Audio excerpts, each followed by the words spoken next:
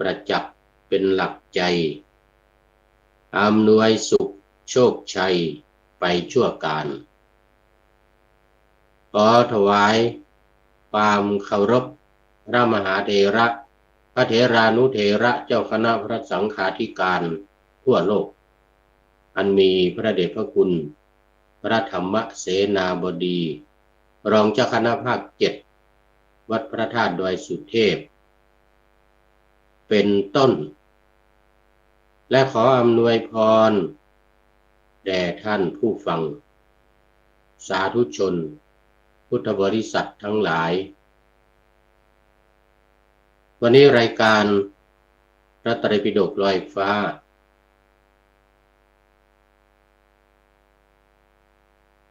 ออกอากาศทางสถานีวิทยุพระพุทธศาสนาเพื่อการศึกษาพระพุทธศาสนาและสังคมระบบ FM 104.50 เมกะเฮิรตซ์วัดฝายหิน ตำบลสุเทพอำเภอเมืองจังหวัดเชียงใหม่และสถานีวิทยุพระพุทธศาสนาแห่งชาติและจริยธรรมวัดพระธาตุดอยสุเทพอำเภอเมืองจังหวัดเชียงใหม่ระบบ FM 96 เมกะเฮิรตซ์เวลา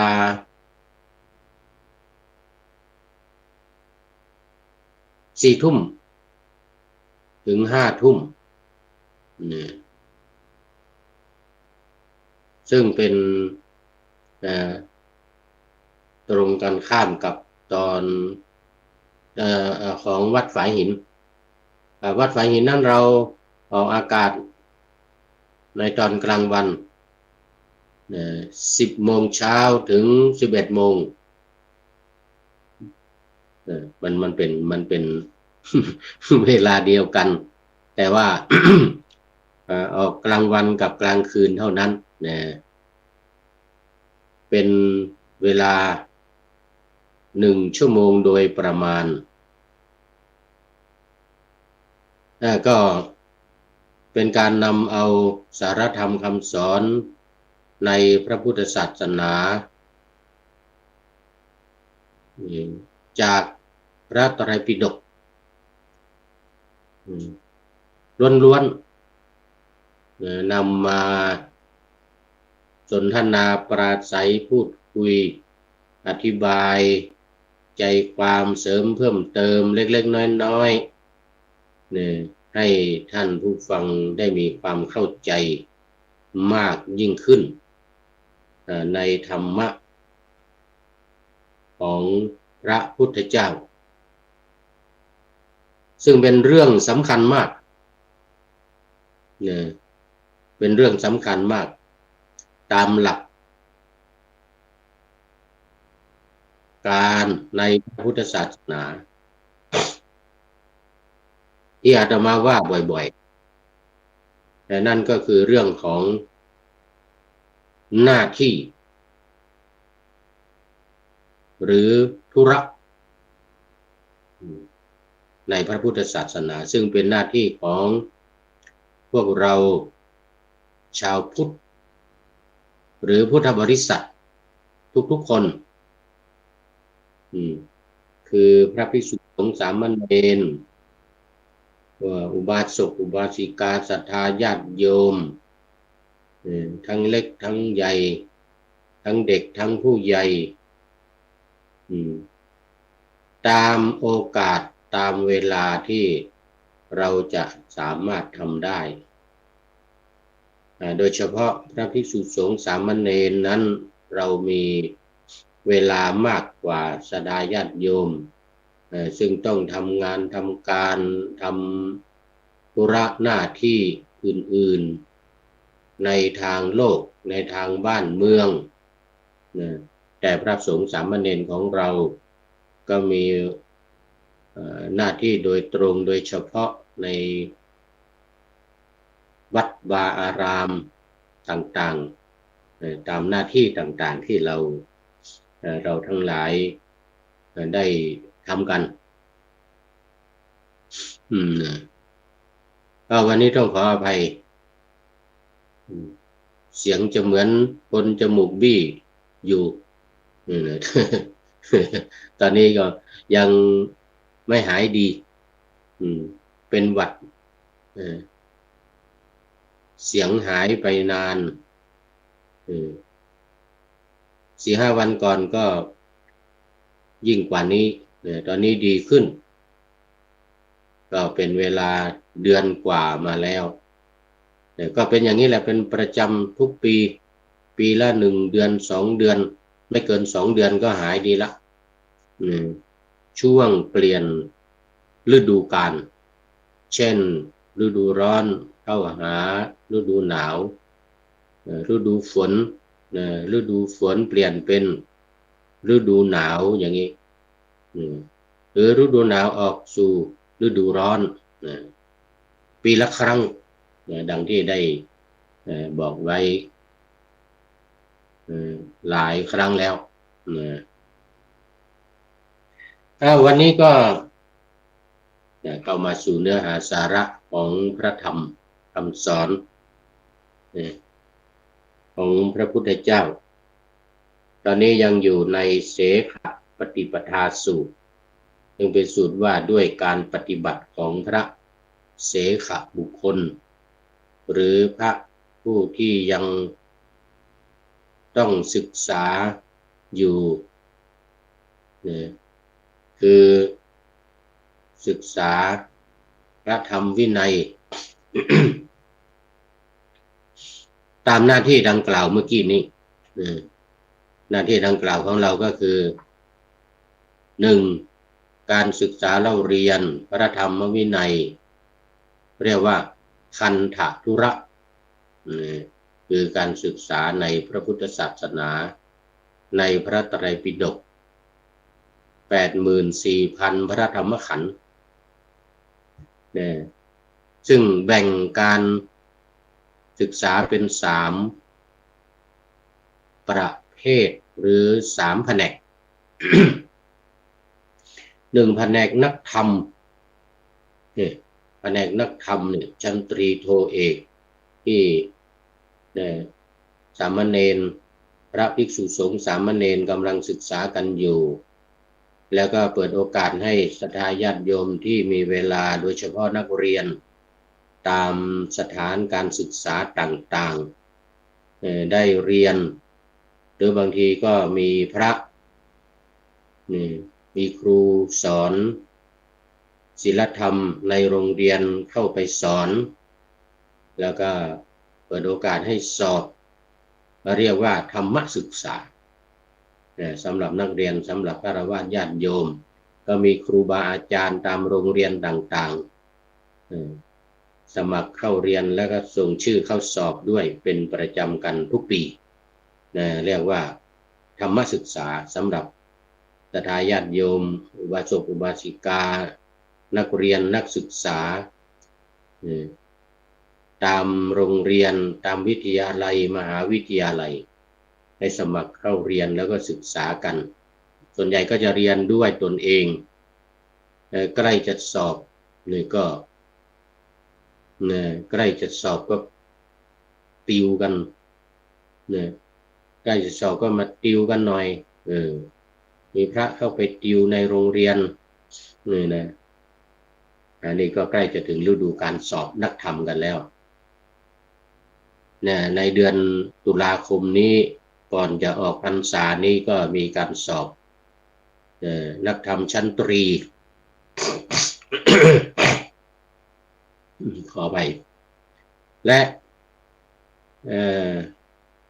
ธรรมศึกษายังธรรมศึกษายังไม่สอบและพระนวกะนักเรียนนักธรรมชั้นตรีและพระนวกะทั่วประเทศสอบพร้อมกันก่อนออกพรรษานี้มีกำหนดการวันที่อะไรมาเรียบร้อยแล้วแต่ว่าไม่อยู่ในมือต้องขออภัยนี่แหละเดือนตุลาปลายเดือนตุลาก่อนออกพรรษานี้ นะสอบนักธรรมชั้นตรีและนวกภูมิคือพระที่เข้ามาบวชจำพรรษา3 เดือนลาราชการลางานอะไรต่างๆเข้ามาบวชเป็นเวลา3 เดือนได้ศึกษาเล่าเรียนนักธรรมได้ศึกษาเล่าเรียนธรรมวินัยก็จะมีการทดสอบความรู้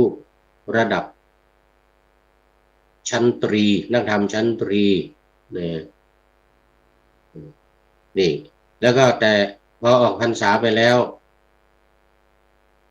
เดือน12แรม2 ค่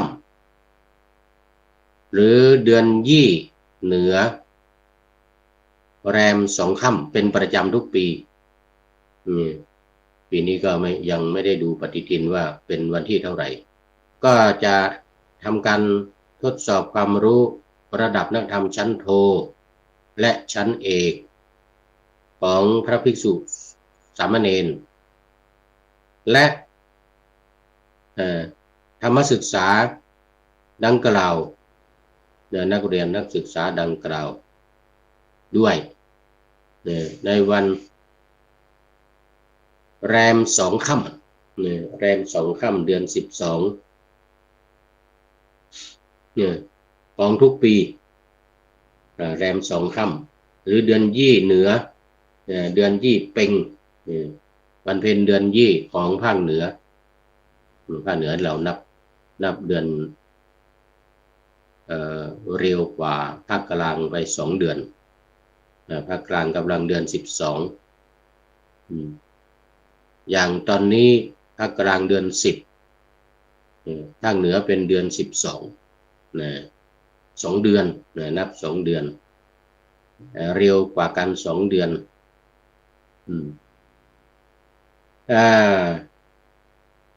เป็นการสอบนักธรรมความรู้สอบนักธรรมความรู้ธรรมศึกษานั้นทั้งตรีโทเอกนะทั้งชั้นตรีชั้นโทชั้นเอกตามโรงเรียนต่างๆหรือไม่ก็มาสอบในวัดจัดสนามสอบในวัดหรือจัดไปตามโรงเรียนต่างๆเหมือนทุกๆปีอันนี้เป็นสายการเรียนเรียกว่าแผนกธรรมก็คือแผนกนักธรรม2แผนกบาลีแผนกบาลีก็มีการศึกษาภาษาบาลีเป็นปรริญญาธรรม3 ประโยคถึง9 ประโยค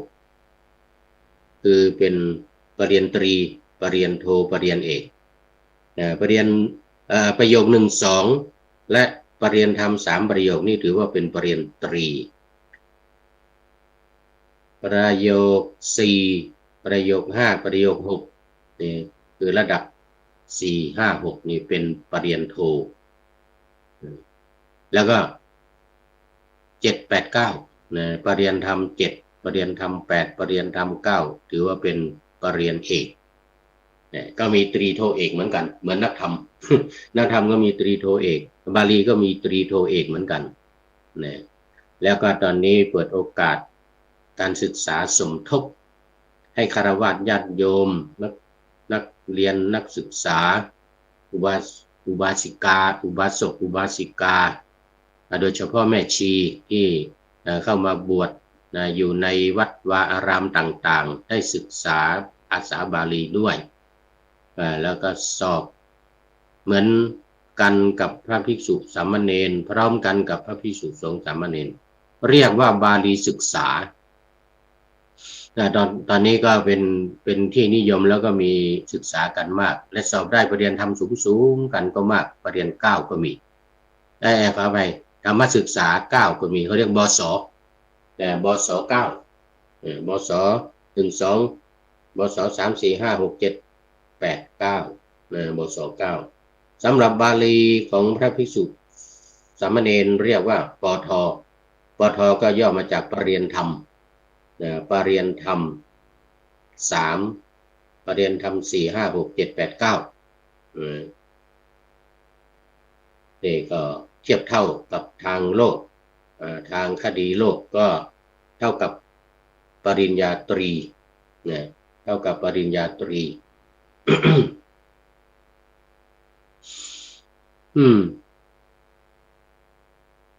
นี่ก็เป็นการศึกษาภาษาบาลีแล้วก็แผนกที่3อีกแผนกหนึ่งเป็นแผนกอภิธรรมที่จบมาแล้วเรียกอภิธรรมบัณฑิตก็เทียบเท่ากับปริญญาตรีเหมือนกันคุณวุฒิเท่ากับปริญญาตรีก็มีจุลตรี3 ชั้นจุลตรีจุลโทจุลเอกจุลเนี่ยแปลว่าน้อยแปลว่าต่ำคล้ายๆกับนักธรรมชั้นตรีอย่างเงี้ยหรือปริญญาตรีอย่างเงี้ยเนี่ยเรียกว่าแต่ที่นี้ทางอภิธรรมนี่เรียกว่าจุลตรีมี3 ชั้นจุลเนี่ยหมายถึงจุลตรีจุลโทจุลเอกเนี่ยชั้นต่ำชั้นน้อยจุลแปลว่าน้อยแล้วก็มัชฌิมตรีมัชฌิมโทมัชฌิมเอกชั้นมัชฌิมะนี่คือชั้นกลางชั้นกลางนี่ก็มีอยู่3คือมัชฌิมตรีมัชฌิมโทมัชฌิมเอกแล้วก็ชั้นสูงเรียกว่ามหาเรียกว่ามหาบัณฑิตนะจุลเนี่ยหมายถึงจุลบัณฑิตมัชฌิมบัณฑิตมหาก็มหาบัณฑิตมหาตรีมหาโทมหาเอก3 ชั้นเหมือนกัน3 ปีเหมือนกันเรียน3 ปีรวมทั้งหมดแล้วเรียน9 ปีเหมือนกันกับบาลีแต่นักธรรมนั้นเรียนแค่3 ปีชั้นละปีแต่บาลี9 ปีทีนี้อภิธรรมเนี่ยมีย่อลงมาเหลือ8 ปีก็คือจุลตรีจุลโทจุลเอกเนี่ยใช้เวลาปีครึ่งคือ6 เดือนสอบจุลตรีอีก6 เดือนสอบจุลโทอันนี้เป็น1 ปีเสร็จแล้วก็จุลเอกนี่ก็ต้องเรียนอีก1 ปีก็เหลือทั้งหมด8 ปีเหลือ8 ปีบาลีเอาบ้างทีนี้ บาลีเอาบ้างบาลีก็มาเปลี่ยน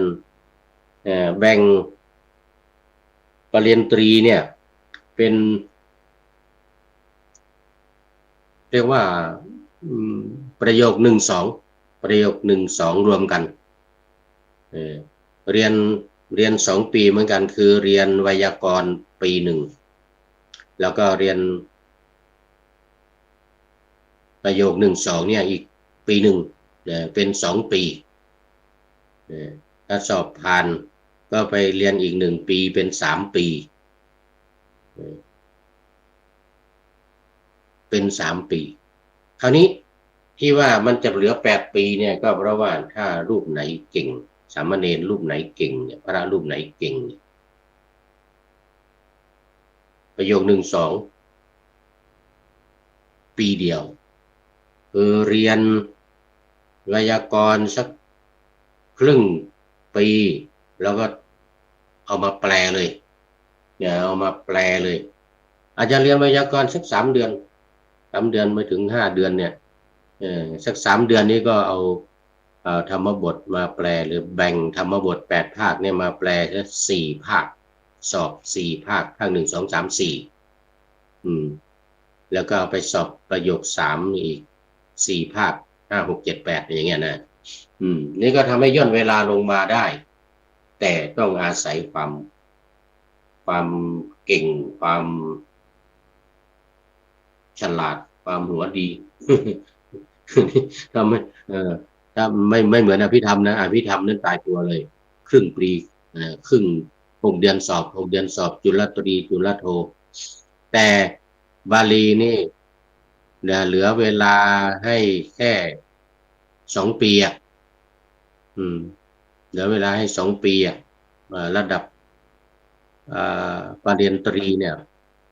ถ้าสอบได้นะถ้าสอบไม่ได้ก็3 ปีเหมือนเดิม สอบไม่ได้ก็3 ปีเหมือนเดิมเหมือนสมัยก่อนสมัยโบราณเออสมัยโบราณก็ไม่มีประโยค1 2รวมทีเดียวเลยประโยค3เรียนไวยากรณ์กัน1 ปีจะมาแปล1 ปีเสร็จแล้วก็สอบ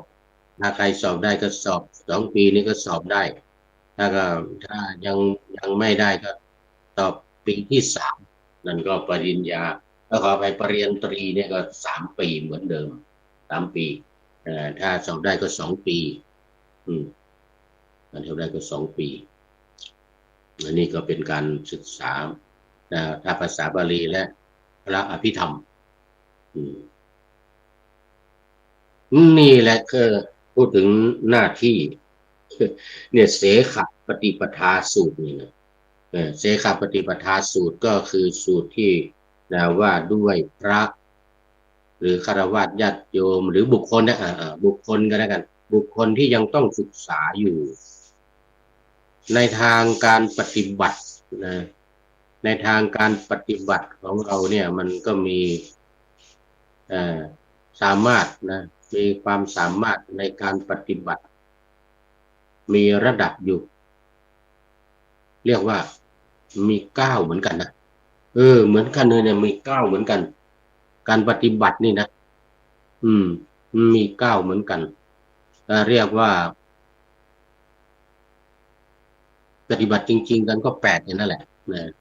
ปฏิบัติจริงๆกันก็8คือมรรค4ผล4นิพพาน1เขาเรียกว่าโลกุตตรธรรมอันนี้ฝ่ายคดีธรรมโดยตรง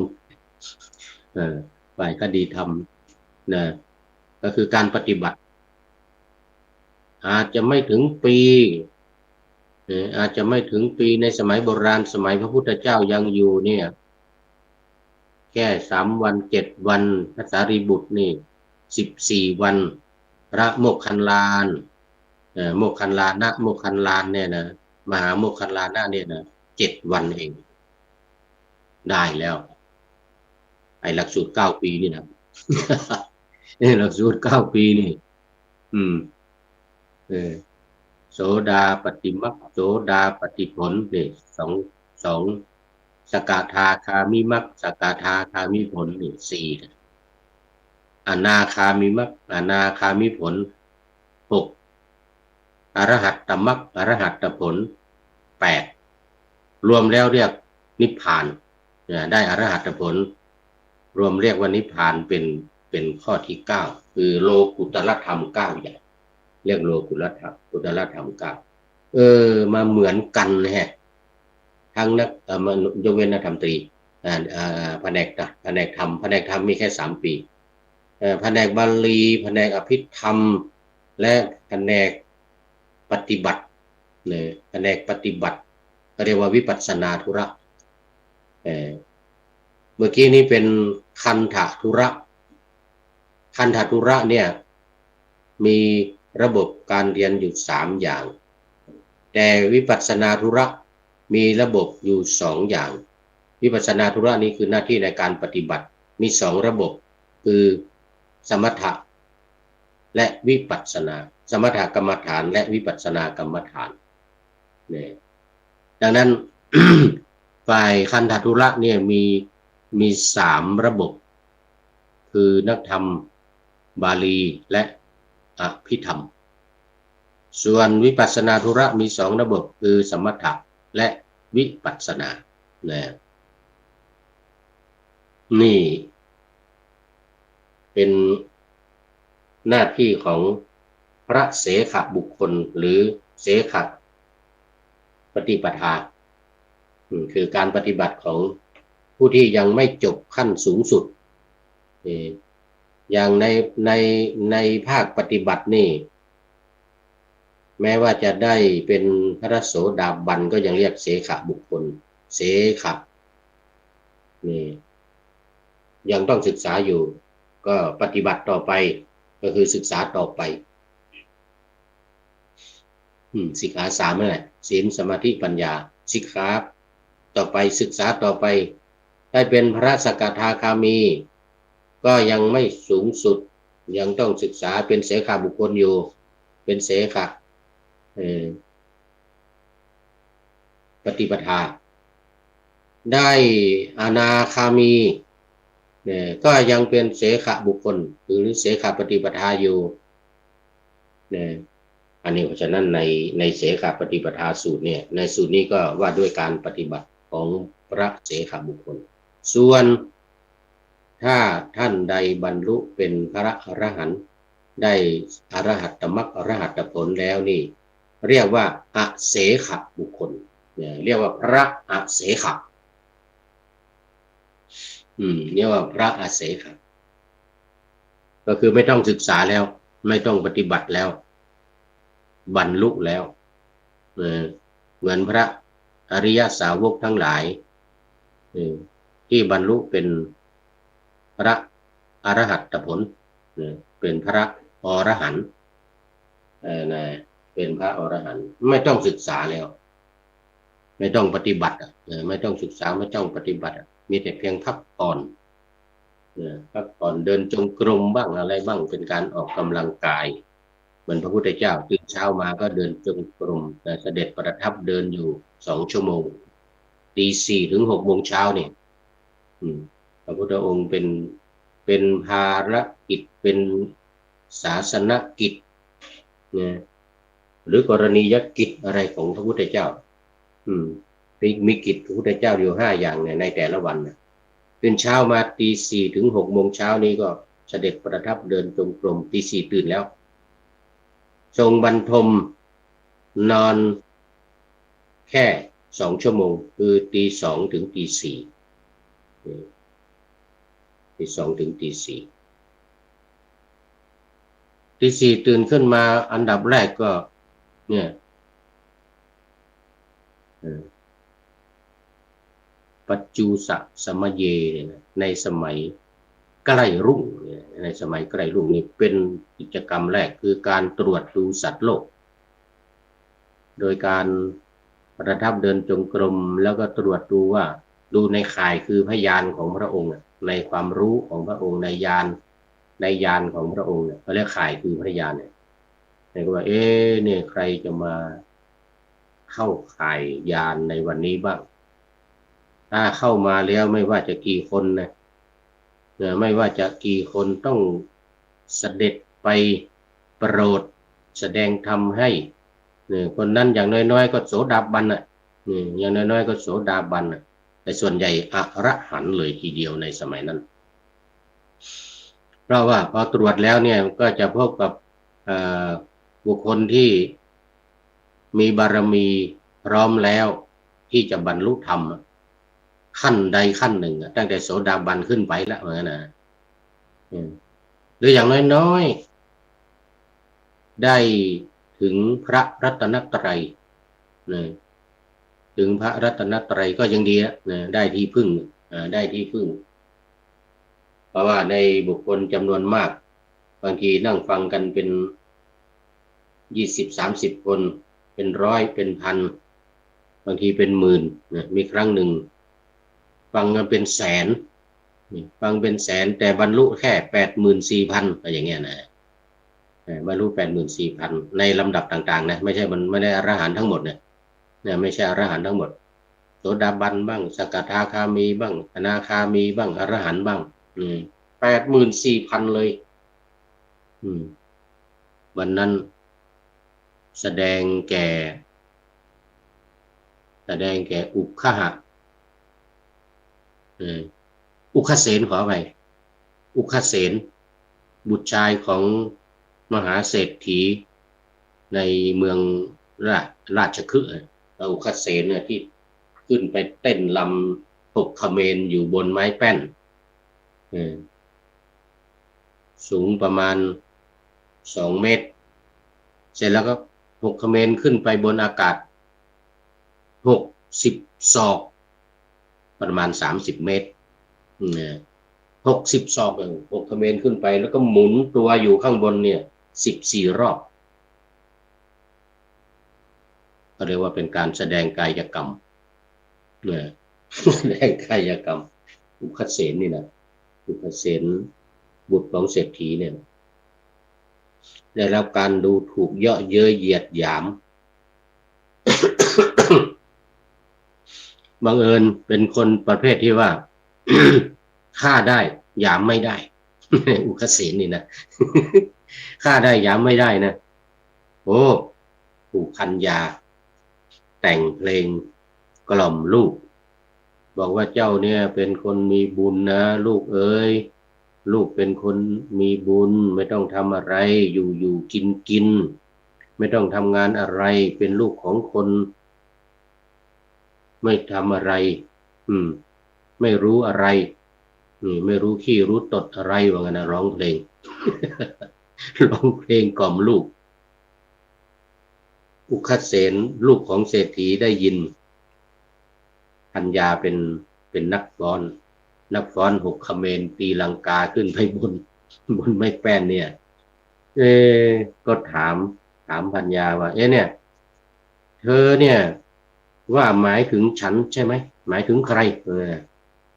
ที่ว่าไม่รู้อะไรไม่ทำงานไม่มีการไม่งานใช่สิว่างั้นใช่ก็หมายถึงด้านนั่นแหละตัวเองทำอะไรเนี่ยอยู่กิน อยู่กินทุกวันเนี่ยไม่ทำอะไรไม่เห็นทำอะไรนี่สบายนี่สบายว่างั้นนะแต่หนูไม่ได้ว่า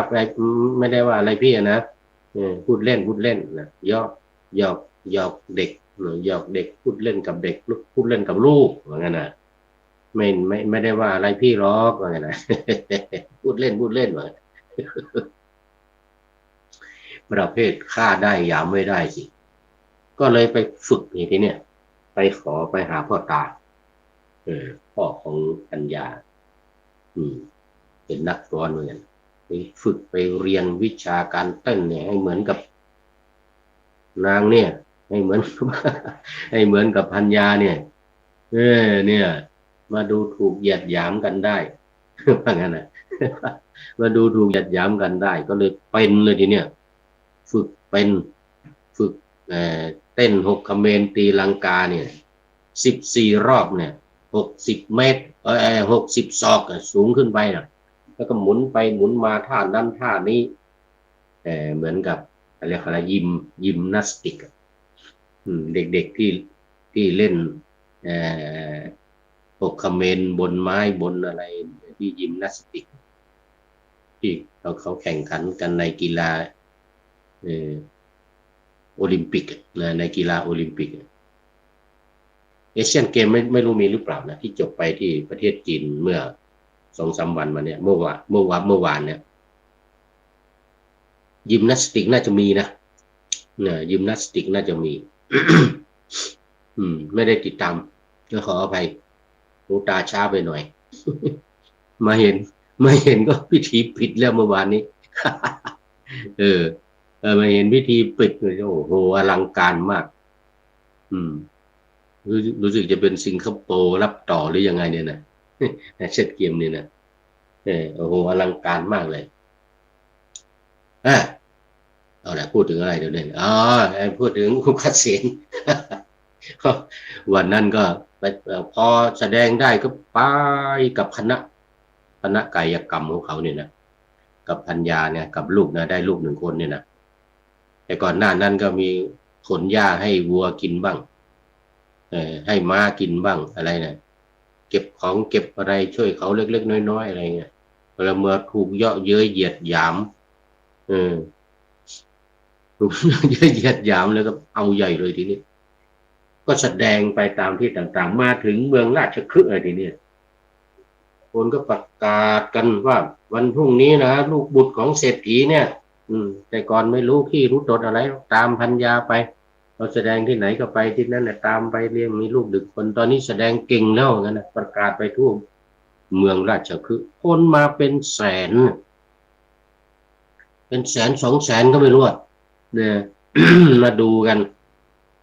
เห็นว่าเอาเตียงเอาตังเอาเก้าอี้มานั่งอะไรมานั่งเออทำเป็นปัจจุบันนี้เขาเรียกอะไรอัฐจันทร์ทำเป็นอัฐจันทร์ใหญ่โตคนเป็นแสนคนเป็นแสนมาดูกันน่ะโอ้บุตรของเศรษฐีนี่ เศรษฐีบุตรนี่อุคัสเสนนี่แต่ก่อนไม่รู้ขี้รู้ตดอะไรเนี่ยอืมไม่ได้ร่ำได้เรียนอะไรหรอกอืมพ่อเป็นมหาเศรษฐีมีเงินไม่ต้องเรียนอะไรนี่พอไปเห็นลูกสาวของนักฟ้อนสวยงามก็เลยอยากได้ก็ไปขอแต่งงานไปขอนักฟ้อนเอาเงินไปให้เขาก็ไม่เอานักฟ้อนนี่นะพ่อแม่เขาประเพณีของเขาไม่ใช่ว่าผู้ชายเอาไปให้แต่ผู้หญิงต้องให้ผู้ชายว่างั้นอย่าเอามาเอาเงินมาถ้าอยากจะแต่งงานกับลูกสาวก็มาไปกับการแสดงนี้อย่างนั้นนะไปกับการแสดงนี้จะเลี้ยงจะดูจะเลี้ยงดูปูเสือก็มันเป็นหน้าที่ของผู้หญิงอยู่แล้วในสมัยนั้นแม้แต่ปัจจุบันนี้ก็เหมือนกันนะอินเดียนี่ผู้หญิงต้องเลี้ยงผู้ชายเขาเรียกดอลลี่ให้ดอลลี่นี่ไปไปกับคณะกายกรรมแสดงไปในที่ต่างๆพอวันนั้นประกาศคนมาเป็นแสนพระพุทธเจ้าก็ทราบตรวจข่ายคือพยานตอนเช้าเห็นนะเห็นอุคัสเสนเข้ามาในข่ายเว้อ วันนี้ละวันนั้นนะวันพรุ่งนี้คือมันตอนกลางคืนอยู่นั้นวันเนี่ยอุคัสเสนจะแสดงวันนี้เราก็จะต้องไปแสดงเราจะต้องไปแสดงธรรมให้อุคัสเสนเข้ามาในข่ายคือพยานแล้วจะได้บรรลุเป็นพระอรหันต์แล้วนี่ก็สายมาหน่อยประมาณ9 โมง10 โมงเนี่ยก็พาพระภิกษุสงฆ์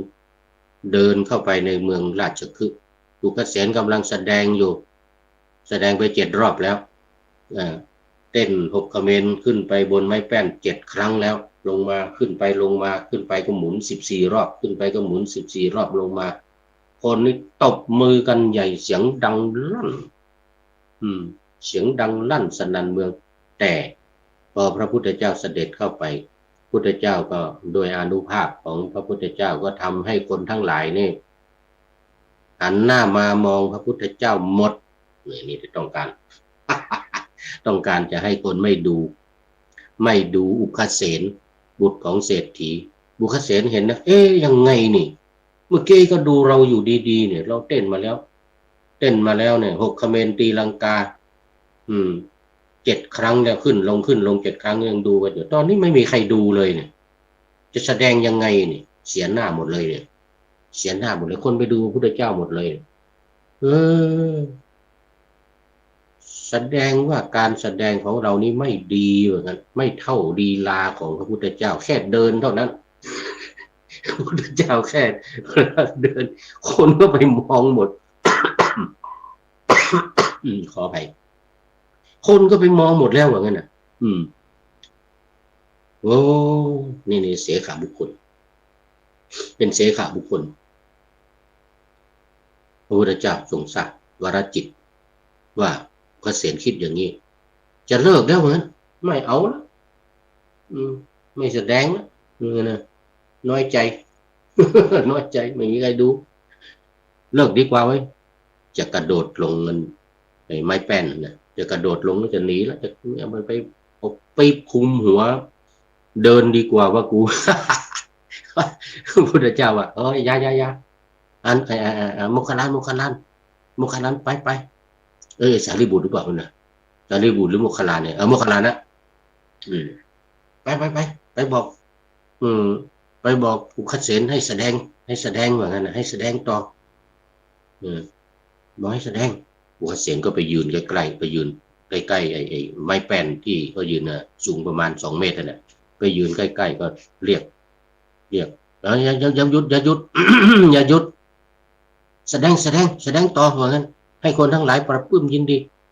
อุคัสเสนก็คิดว่าพระพุทธเจ้าอยากจะดูเนี่ยพระพุทธเจ้าอยากจะดูเลยแสดงอีกก็โดดขึ้นไป60 เมตรตีลังกา14 รอบหมุนสวยงามมากนักยิมนาสติกสแต็กปัจจุบันนี้สู้ไม่ได้ ยิมนาสติกที่ผ่านไปเนี่ยนะโอลิมไออะไรอาเซียนเกมเนี่ยอาเซียนเกมเนี่ยนะอาเซียนเกมที่ผ่านมานี่นะที่ประเทศจีนนี่นะโอ้สู้ไม่ได้หรอกที่หางโจวเนี่ยสู้ไม่ได้14 รอบหมุนไปหมุนมาโอ้โหลอยเหมือนกับเครื่องบินเลยเหมือนกับเครื่องบินเหมือนกับการแสดงเครื่องบินไอพ่นของอเมริกา หมุนอยู่ข้างบนนี่พอลงมาปุ๊บพระพุทธองค์ก็แสดงธรรมให้ฟังเลยทีนี้อุคเสนเหมือนกันฮะโอ้ธรรมดาคนเราเนี่ยมันต้องตัดตัณหาสิว่างั้นนะตัดตัณหาตัดความอะไรในอดีตในปัจจุบันในอนาคตว่างั้นเรื่องลูกเรื่องเมียอย่าไปสนใจว่างั้นเรื่องกามคุณทั้งหลายอย่าไปสนใจว่างั้นบรรลุเป็นพระอรหันต์อุคเสนเนี่ยพระเสขบุคพระเสขบุคคลเนี่ยกลายเป็นอเสขบุคคลโดยประการชนี้เออดูไปดูมาหมดเวลาวันนี้หมดเวลามัวพูดเรื่องอุคเสนเออคือหัวข้อวันนี้ความจริงนะอยู่ในคหปฏิวรรคมัชฌิมปนาทมัชฌิมนิกายพระสุตตันตปิฎกเล่มที่13หน้า32ตอนที่ผู้เพียบพร้อมด้วยวิชชาและจรณะที่พระอานนท์แสดงแทนพระพุทธองค์พุทธองค์ทรงพักผ่อนพระวรกายาว่ามหานามะการที่พระอริยสาวกเป็นผู้สมบูรณ์ด้วยศีลนะเป็นผู้คุ้มครองทวารในอินทรีย์ทั้ง6ตาหูจมูกลิ้นกายใจเนี่ยนะเป็นผู้รู้จักประมาณในการบริโภคเป็นผู้ทำความเพียรเป็นเครื่องตื่นอยู่อย่างต่อเนื่องเนี่ยนะเป็นแล้วก็เป็นผู้ประกอบด้วยสัตธรรม7ประการนะเป็นผู้ที่ได้ฌาน4แล้วก็เป็นผู้ที่ได้อตีตังสยานรู้ชาติเกิดในอดีตได้จุตูปปาตญาณรู้หมู่สัตว์ว่าจะไปเกิดที่ไหนตามกรรมของตัวเองและก็รู้ว่าตัวเองนั้นได้บรรลุได้เป็นพระอรหันต์เนี่ยเรียกว่าอาสวัคยายานเป็นผู้พึงพร้อมด้วยวิชชาและจรณะด้วยประการชนิแลนะว่าสั้นๆว่าย่อๆว่าเดี๋ยววันหลังมีเวลาจะได้นำมาอธิบายอีกเพราะวันนี้มันหมดเวลาอันเวลานาทีมีน้อยนักรายการจับต้องพรากลาพาล่องหนนำพระไตรปิฎกจากทุกภาคชนแต่จะวนให้ชมฟังครั้งต่อไปรายการนี้มีทุกวันนะท่านหนาเชิญเข้ามาฟังเถิดทำเลิศหลาย4 ทุ่มตรง10 โมงตรงเนี่ยนะส่งเสียงดังฟังสบายฟังบรรยายไตรปิฎกสาธกธรรมขอทุกท่านหลับฝันดีอันนี้สำหรับตอนกลางคืนนะหลับฝันดีคืนนี้นะสำหรับกลางวันขอทุกท่านสบายดีวันนี้นะพรุ่งนี้จะมาบรรยายให้ดื่มด่ำด้วยกาบกลอนคำฉันประพันธ์พร่ำเป็นระบำทำบันเทิงรื่นเริงใจ